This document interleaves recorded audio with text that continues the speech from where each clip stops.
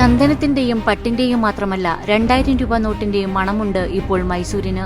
മൈസൂരിലെ reserve bank പ്രസിൽ നിന്ന് അച്ചടിച്ച പുതിയ 2000 രൂപയുടെ നോട്ടുകൾ ഡൽഹിയിലെയും മുംബൈയിലെയും ഉൾപ്പെടെയുള്ള പ്രധാന ശാഖകളിൽ എത്തിക്കുന്ന പ്രവർത്തനം കഴിഞ്ഞ 6 മാസമായി ഇവിടെ പുരോഗമിക്കുകയായിരുന്നു.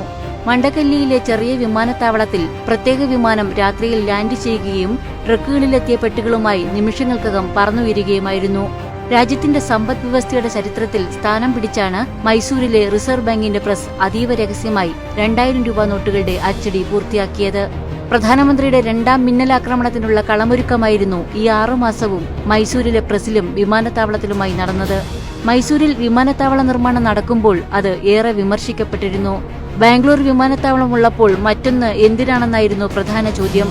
എന്നാൽ കാലങ്ങൾക്ക് ശേഷം കേന്ദ്ര സർക്കാരിന് ഏറ്റവും തന്ത്രപ്രധാനമായ ഒരു തീരുമാനം നടപ്പിലാക്കാൻ ആളൊഴിഞ്ഞ മൈസൂർ വിമാനത്താവളത്തേക്കാൾ സുരക്ഷിതമായ മറ്റൊരിടത്തെക്കുറിച്ച് ചിന്തിക്കുക പോലും വേണ്ടിവന്നില്ല.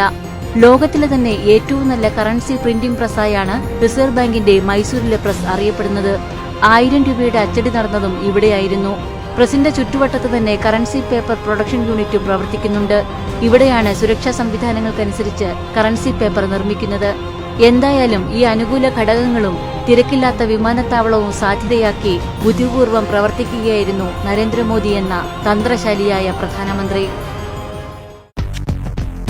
ഡൗൺലോഡ് ചെയ്യാം news mobile app Google play, apple store വഴി.